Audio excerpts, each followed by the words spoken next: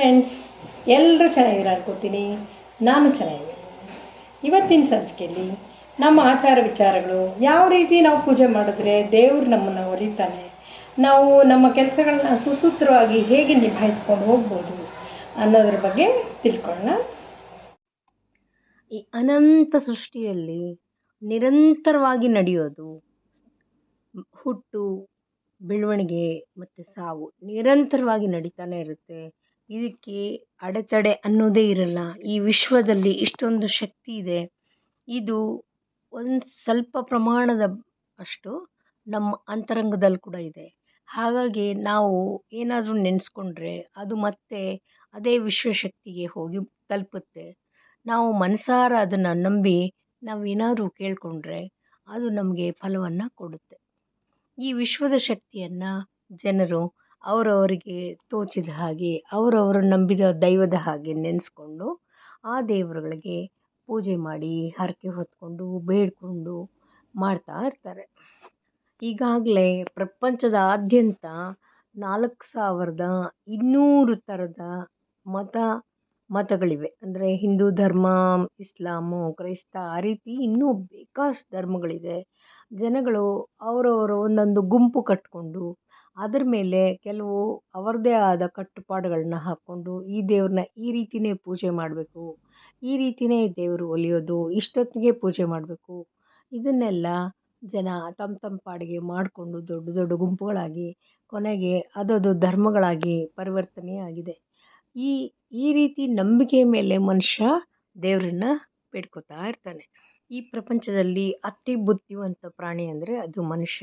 ಹಾಗಾಗಿ ಅವನಿಗೆ ಮಾತಾಡೋಕ್ಕೂ ಬರುತ್ತೆ, ಯೋಚನೆ ಮಾಡೋಕ್ಕೆ ಬರುತ್ತೆ, ಸೃಷ್ಟಿಗೆ ಪ್ರತಿಸೃಷ್ಟಿ ಮಾಡೋಷ್ಟು ಶಕ್ತಿ ಇವನ್ನೆಲ್ಲ ಸಂಪಾದನೆ ಮಾಡಿಕೊಂಡು ಮನುಷ್ಯ ದೇವರನ್ನ ಯಾವ ರೀತಿ ಬೇಕೋ ಆ ರೀತಿ ಪೂಜಿಸೋದನ್ನು ಕಲ್ತ್ಕೊಂಡಿದ್ದಾನೆ. ಈ ಪ್ರಪಂಚದಲ್ಲೇ ಅತಿ ಪುರಾತನವಾದ ಧರ್ಮ ಅಂದರೆ ಅದು ಹಿಂದೂ ಧರ್ಮ. ಅನೇಕ ಕೆತ್ತನೆಗಳು ಮತ್ತು ದಾಖಲೆಗಳ ಪ್ರಕಾರ BC ಅಂದರೆ ಬಿಫೋರ್ ಕ್ರೈಸ್ಟ್ ಕಾಲದಿಂದಲೂ ಹಿಂದೂ ಧರ್ಮ ಇದ್ದೇ ಇದೆ.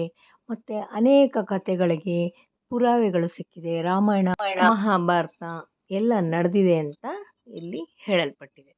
ಈ ಧರ್ಮದಲ್ಲಿ ಪ್ರಕೃತಿಯನ್ನು ಪೂಜಿಸಲ್ಪಡುತ್ತೆ. ಹಾಗಾಗಿ ಸೃಷ್ಟಿಯ ಪ್ರತಿಯೊಂದು ಜೀವಿಯು ದೇವರ ಪ್ರತಿರೂಪ ಅಂತಲೇ ಅಂದ್ಕೊಳ್ತಾರೆ. ಹಾಗಾಗಿ ಗಿಡ, ಮರ, ಇಲ್ಲಿ ಪ್ರಾಣಿ, ಪಕ್ಷಿಗಳು ಎಲ್ಲದಕ್ಕೂ ಇಲ್ಲಿ ಅದರದೇ ಆದ ಗೌರವ ಮತ್ತು ಸ್ಥಾನ ಸಿಕ್ಕಿದೆ.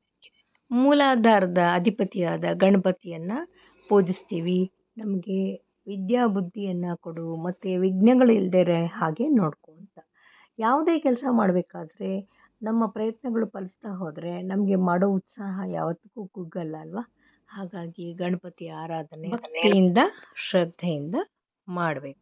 ವಿಶ್ವಶಕ್ತಿಯ ಮೂಲಾಧಾರ ಶಕ್ತಿಯಾದ ಗಣಪತಿ ಭೂತತ್ವಕ್ಕೆ ಸೇರಿದವನು. ಹಾಗಾಗಿ ಅವನು ಸ್ಥಿರವಾದ ಮನಸ್ಸನ್ನು ಕೊಡ್ತಾನೆ. ನಿಮಗೆ ತದೇಕ ಚಿತ್ತದಿಂದ ಏನಾದ್ರು ಬೇಡ್ಕೊಂಡ್ರೆ ಖಂಡಿತ ಅದು ಫಲ ನೀಡುತ್ತೆ. ದೇವ್ರನ್ನ ಹರಿಸ್ಕೊಳ್ಳೋಕ್ಕೆ ಹೆಚ್ಚಿಗೆ ಮಂತ್ರ ಏನೂ ಬೇಡ, ಹೆಚ್ಚಿಗೆ ಹೂ ಕೂಡ ಏನೂ ಬೇಡ. ಒಂಚೂರು ಗರಿಕೆಯನ್ನು ತಂದು 21 ಗರಿಕೆ ಆದರೆ ಸಾಕು. ಅದನ್ನು ಗಣಪತಿ ಪಾದದ ಮೇಲಿಟ್ಟು ಗಮ್ ಗಣಪತಿಯೇ ನಮಃ ಅಂತ 21 ಸಲ ನೀವು ಹೇಳ್ಕೊತಾ ಬನ್ನಿ. ಅದನ್ನು 21 ದಿನ ಮಾಡಿದ್ರೆ ಸಾಕು.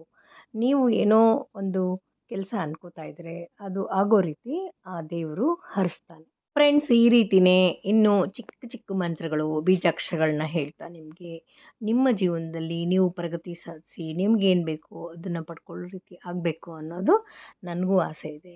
ಹಾಗಾಗಿ ಹೇಳ್ತಾ ಹೋಗ್ತೀನಿ. ಇನ್ನು ಮುಂದೆಯಿಂದ ನೀವು ಇದನ್ನು ಫಾಲೋ ಮಾಡ್ತಾ ಬನ್ನಿ. ದಯವಿಟ್ಟು ಸಬ್ಸ್ಕ್ರೈಬ್ ಮಾಡಿ. ಹಾಗೆ ನೀವು ಕೇಳ್ದೇ ನಿಮಗೆ ಅದು ನಿಮ್ಮ ಫೋನಲ್ಲಿ ಬಂದಿರುತ್ತೆ.